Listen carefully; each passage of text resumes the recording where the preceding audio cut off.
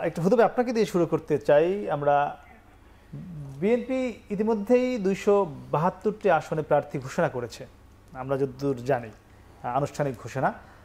আর তার মানে 28টি আসন বাকি আছে। এই 272টি আসনের মধ্যে জোট বা যারা সমমনা দল বা যারা যুগপৎ আন্দোলনে ছিলেন এই গত 17 বছর, এদের মধ্যে কেউ কেউ কিছু আসন পেয়েছে। আবার কোন কোন দলের যারা শীর্ষ নেতা তারা যেখানে নির্বাচন করতে চান সেগুলো ফাঁকাও রাখা হয়েছে, এমন আছে।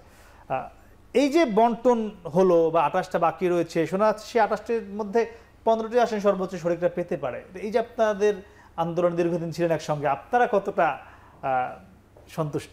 ধন্যবাদ। বিসমিল্লাহির রহমানির রহিম। আপনাকে সহ আজকে সহ আলোচক এবং অনুষ্ঠানে যারা দেখছেন সবাইকে আসসালামু আলাইকুম। জি, দু দফায় বিএনপি 237টি, পরবর্তীতে একটি অত্যন্ত সংকটের সময় যেটা অপ্রত্যাশিত ছিল। আমরা বাংলাদেশের অভিভাবক জানি, মানি। বেগম খালেদা জিয়ার জীবন মৃত্যুর সন্ধিক্ষণে তার মেডিকেল ব্রিফিংয়ের মাঝখানে 36টি আসন খুব অপ্রত্যাশিতভাবে ঘোষিত হয়েছে এবং সেটাতে আমরা হতাশ এবং বিস্মিত হয়েছি। আপনার যে প্রশ্নটা ছিল সেখানে জোটের, আপনি বলেছেন যে কিছু সমমনা দল বা আমাদের আসলে বিএনপির সাথে, কিন্তু আসলে আমি আরেকটা ব্যাপার ক্লিয়ার করছি, যেটা আমাদের সাথে এখনো কোনো জোট নেই। আমরা যুগপৎ আন্দোলনের সঙ্গী, আমরা 12 দলীয় জোট, there are other গণতন্ত্র মঞ্চ, সমমনা, জাতীয়তাবাদী সমমনা জোট, এরকম এবং কিছু দল ইন্ডিভিজুয়ালি যারা যুগপথে ছিলাম তারা আছি। নির্বাচনী কোনো জোট কিন্তু হয়নি এবং সেই সম্ভাবনাও এখন আসলে খুব ছোট হয়ে আসছে নির্বাচনী জোটটা হবে কিনা। সেই ক্ষেত্রে বিএনপি যে 272টি আসনে তাদের প্রার্থিতা ঘোষণা করেছেন সেখানে সবকটি তাদের দলীয় প্রার্থী, এখানে কোনো জোটের প্রার্থীকে তারা ঘোষণা করেননি। বেশ কিছু আসন ফাঁকা রেখেছে, 28টি আসন ফাঁকা রেখেছে। এবং আপনি যেটা বললেন যে আপনি 15 জন বলেছেন, আমরা 10-12 জনের নাম দেখছি যে হয়তোবা তাদেরকে অ্যাকোমোডেট করা হতে পারে। সেটা কি জোটের মাধ্যমে হবে নাকি আসন সমঝোতা হবে সেটা এখনও বোঝা যাচ্ছে না। বিকজ যেই দলগুলো রয়েছে মোস্টলি তারা সবাই নিবন্ধিত দল, তারা তাদের স্ব প্রতীকে নির্বাচন করবেন। সেই জায়গা থেকে এই ব্যাপারটাতে বিএনপি আসলে আমাদের কারোর সাথেই আনুষ্ঠানিক আলোচনা করেননি, সকলেই একই কথা বলেছেন।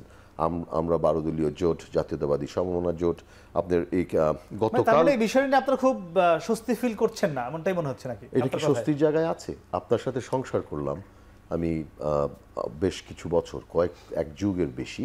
আমরা 20 দলীয় জোটের সঙ্গী ছিলাম। আমরা তারপরে কৌশলগত কারণে আমাদেরকে বলা হলো জামাত ইসলামীকে নিয়ে তারা চলতে পারবেন না, যেহেতু অন্যরা আসবেন। সেই সমস্ত কারণে আমাদেরকে বলা হলো যে আমরা যেন যুগপৎ আন্দোলনে চলে যাই এবং 20 দলীয় জোটটাকে বিলুপ্ত ঘোষণা করা হলো।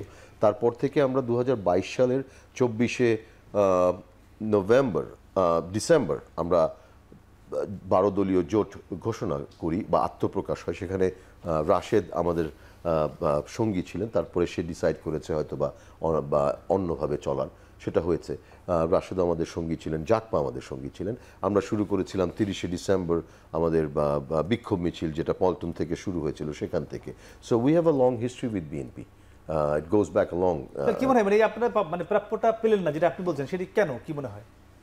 দেখেন, আমি যদি খুব ছোট করেই বলি, এই যুগপৎ আন্দোলনের পরেই বিএনপির ভারপ্রাপ্ত চেয়ারম্যান জনাব তারেক রহমান সাহেব জাতির কাছে যেই ওয়াদাটা ছিল, প্রতিশ্রুতি ছিল একটা, যে একসাথে নির্বাচন এবং সরকার গঠন, সেই প্রতিশ্রুতিটার বরখেলাপ হয়েছে আমি মনে করছি।